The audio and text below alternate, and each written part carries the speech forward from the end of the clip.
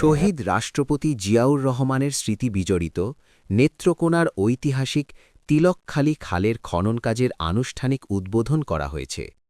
সোমবার সকাল ১১টায় নেত্রকোনা ২ সদর বারহাট্টা আসনের সংসদ সদস্য অধ্যাপক ডাক্তার মোহাম্মদ আনোয়ারুল হক এই খনন কাজের উদ্বোধন করেন।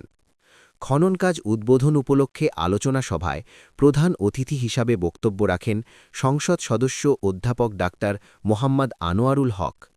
এই সময় তিনি বলেন, নির্বাচিত সরকার যে খাল পুনঃখননের কর্মসূচি হাতে নিয়েছে সেটির অংশ হিসাবে এই তিলকখালী খাল পুনঃখনন কাজ উদ্বোধন করা হয়। শহীদ প্রেসিডেন্ট নিজে এসে খালটি খনন কাজের উদ্বোধন করেছিলেন। এই খাল খননের মাধ্যমে জনগুরুত্বপূর্ণ এবং জনদাবি পূরণ হবে। এই কর্মসূচির কাজ শেষ হলে এলাকার সাধারণ মানুষ সেচসহ নানান সুবিধা পাবে।